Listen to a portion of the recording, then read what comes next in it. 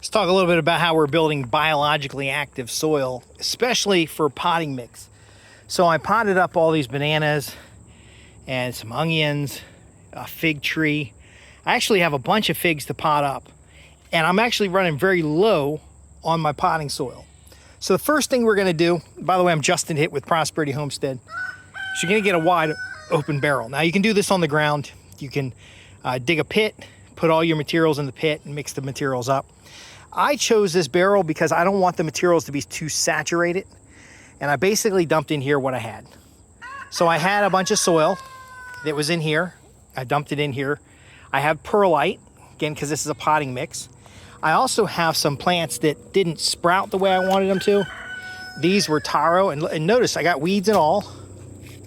And I'm just gonna dump those in there. Weeds and all, we'll put the pots over here, we'll reuse them.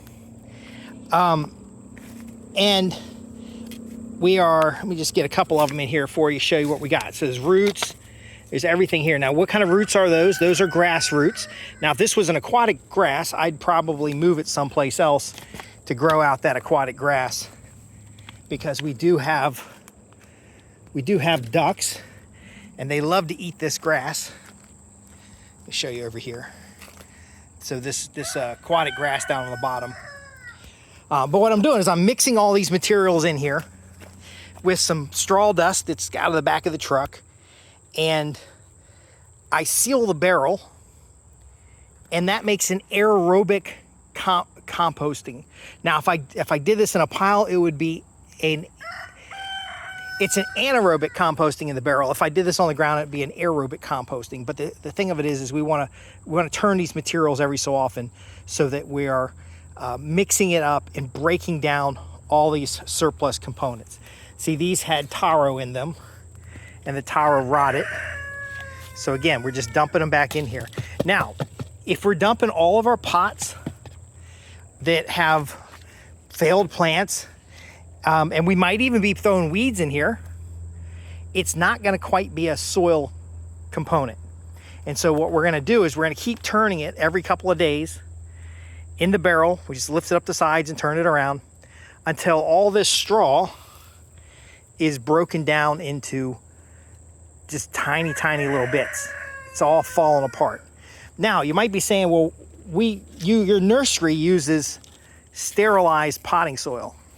Now, this is not for nursery sale. If I had a nursery license and I was growing plants for general sale, you know, I'm not selling it to other farms or not selling it to permaculturists or different people that are doing regenerative agriculture, then I would need to use sterilized soil. What I'm doing by including all these weeds and stuff is I'm making biologically active, organic starting. So you can see this one actually has, see, it has straw bits in it. I'm creating kind of a medium to grow plants in. Now I've got horse manure in here, I've got potted plants, I've got other materials, I've got soil that's been saturated because it was soaking. I've got no kitchen scraps or anything like that. I've got recent organic material, and I'm gonna break it down enough that it can pot these larger plants. Now, if I was starting seedlings, I'd do something completely different. I would do something completely different because I need a finer soil. But I had a failed experiment here with the sugar cane. And so I'm not gonna get into that right now, but I'll just show you one. I would just dump the failures back in here. Now, some people might say your failures could be the result of not having sterile soil. I'll just show you here how we have a little bit of mold on this. And this sugar cane is not doing what it needs to do. Now, I'm not gonna leave this chunky sugar cane there because it's not gonna break down into anything useful. But maybe I will, because it's got a little sugar in it. Because another thing you could throw in here is molasses, and you can shredded sugar cane would be best. And then we're gonna keep turning it, keep turning it, keep turning it. And in the barrel, it's gonna be more like a bokashi. So you can put very fine sawdust in there, and we're looking for it to break down to be a consistent sized potting soil. And again, we're potting up bigger plants. We're potting up the willows. we're potting up these larger nursery plants with this. If I was doing like seedlings, I would actually sift this a number of times as we're going through the process and use the sifted materials, but I would still do the same. Now, what else can go in here? Well, I can put some of the bedding from the ducks. So after we get this deep and the ducks are gone, I can start making some piles, let the chickens kick them down, and then I could take that manured straw and I could put it in that barrel. Or, as you can see, these beds seem to be pretty empty. They just have cardboard in the bottom of them. I can actually take all of the deep mulch bedding that these ducks are using and throw it in these beds and start growing in the beds. That's why we have temporary fence here. So you can see we have some rotten straw bales here and there that we're drying out. We throw the rotten straw bales in this rectangle where the ducks are. We can keep lifting the building up, and then we scoop those materials up or rake those materials up to put into these beds, add grass seed on the area that we scooped up, and now we're going to have soil for these beds, and then we can start nurserying plants out in the beds. A lot of times what we were doing before we had chickens or ducks is all these pots would have been in a nursery bed, but they're a little low with the chickens and ducks wandering around to be in a nursery bed. So we kind of stack things up here and there. Now, everything can be watered, and yes, stuff does come up, because the question might be, hey, are you worried about weeds? Not really worried about weeds so much, because if I pick some weeds out while I'm checking on the plants, I take these weeds over here, and I throw them in here with the ducks. And if the ducks want to eat them, the ducks eat them. If not, they don't eat them. But again, this is about getting some bulk soil available, getting those nutrients into that soil.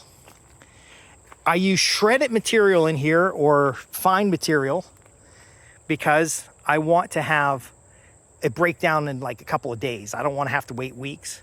And then when we do have little, like this one has some melons in it, I might take the grass I clipped off here. Now, we don't want to put anything in here that we know has seed. So again, it's young weeds. And we do want to turn the pile regularly. Now, I did add some water to this because it's in a barrel and we want it to sweat it out. We want that water to sweat in here, so I'll put the lid back on it and seal it. But we don't want the soil to be saturated. I already got a bucket over here of saturated soil that I put Kang Kong in. See, I put Kang Kong in it to kind of get some roots. I like to get the Kang Kong root mass on the top, and then I could pull all the Kang Kong off and then dig out the soil on the bottom. So I'm growing something in it to wick out the water, and then that soil would go into here. Now again, we don't turn the pile. We have compost. We do turn compost piles, but we're in a rainy season. There's a lot of rain. I want to control the moisture.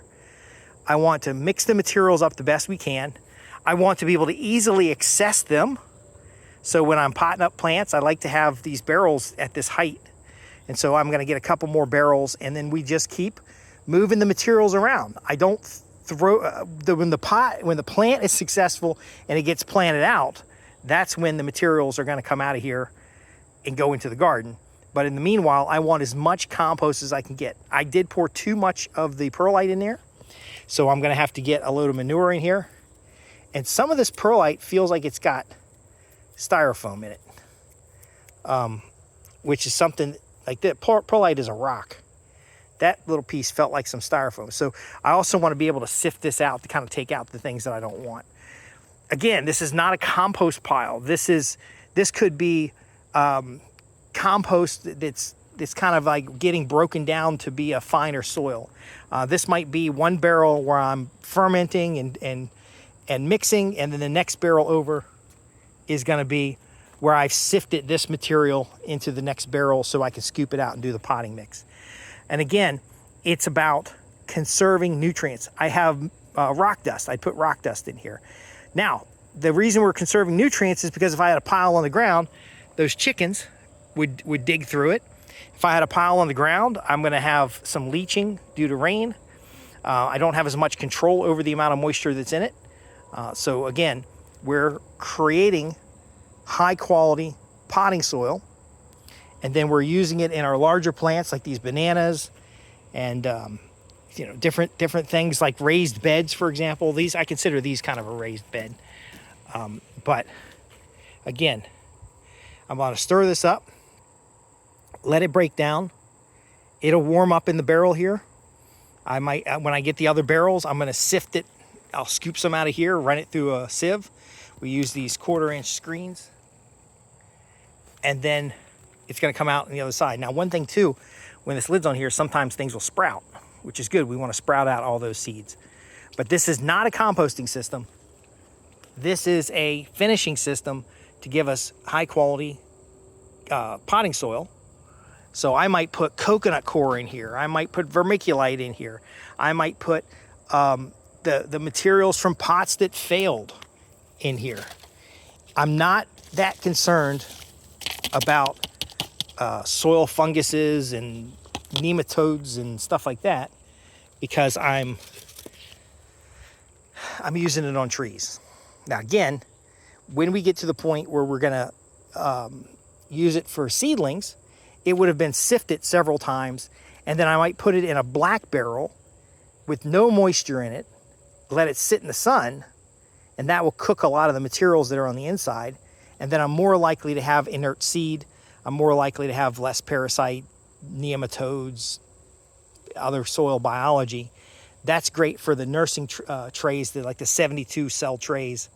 But then after that, those plants, if they can't survive in a highly diverse soil, then they aren't going to go out in the field or in the garden or any place else on the property, because they're not strong enough plants. The highly diverse soil is moving towards the bacterial soil for a garden.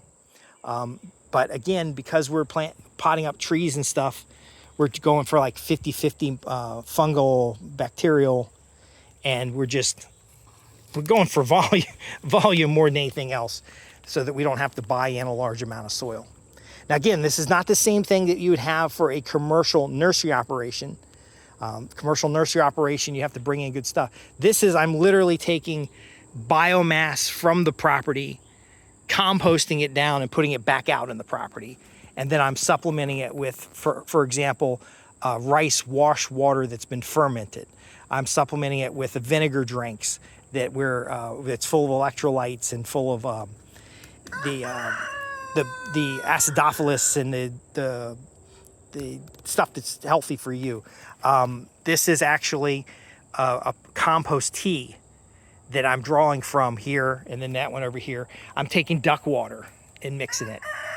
And again, if it smells bad, you're doing it wrong. If it's too wet, you're doing it wrong. So again, we're mixing it up in the barrel, sifting it out, using it in pots and plants. And I do have a little bit of weed come up. A little bit of grass comes up here and there. Again, I'm not too concerned about that grass. I'll just show you real quick. I either pull it out like this real quick, all right, and then throw it to the ducks. Or I pull it out real quick and throw it in the barrel and then mix up the barrel. I hope that makes a lot of sense to you guys. We have things that look a little wild here. This is perilla. This is clover. The clover is nitrogen fixing, and the ducks like to eat it. And some plants didn't get enough water and they've died out. This one had lamb's ear in it. Not lamb's ear, the edible lamb's quarter. And it dried out. So again, I'll just shake that pot out into the barrel, start everything all over again. This is what it had in it. That right there. More perilla. And again, just pick out this little stuff here. Either throw it in the compost that can throw it in a compost. We can throw it in the last barrel that will eventually compost down or finish. Or we can throw it to the ducks. That perilla smells so good. It does. See, we're giving ourselves choice, right? We're giving ourselves choice. We're giving ourselves opportunity. It looks overgrown. It looks a little messy. But again, we want that abundance. And we want that growth of prosperity over time. The area that I'm standing in right now that has a little bit of growth in it would look like that if I wasn't cultivating it. That section over there, I left it untouched just to see what would happen. There's going to be a nursing corral here Might be a building here. But again, if we weren't coming through here and picking off stuff and saying, where does that go? Does that go in a compost? Does that go to a goat? Does that go to a finishing pile? Then it would be overgrown like this.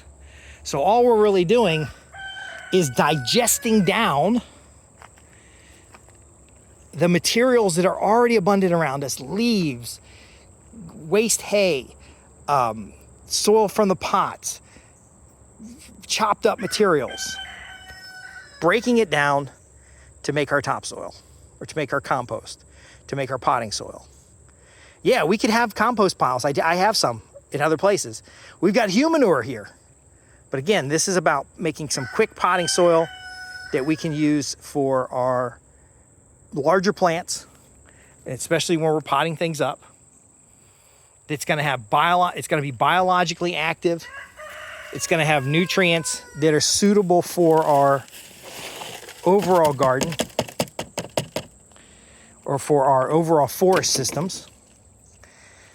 And it's not a lot of effort. See, that's the thing. People are always, I'm always seeing them doing way more work than they have to. By the way, I'm looking at this to see if any roots did develop, and we see what happened is they didn't. I think I soaked them too long.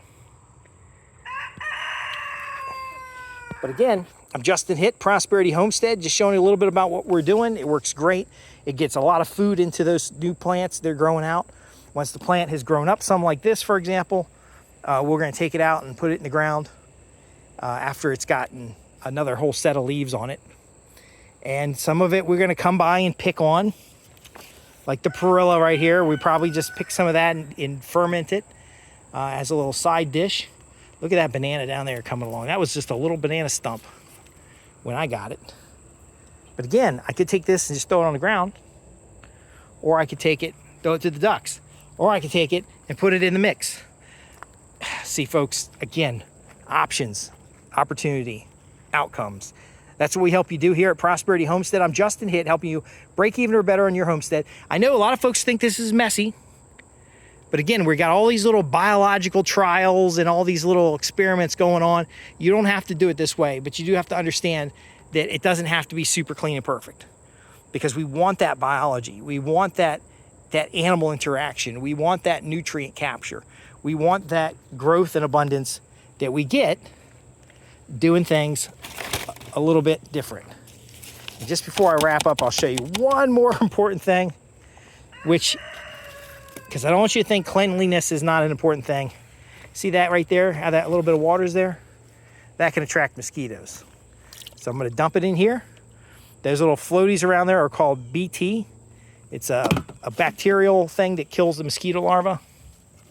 And so while it is attracting mosquitoes, the mosquitoes are dying because they lay eggs in there, then the eggs die.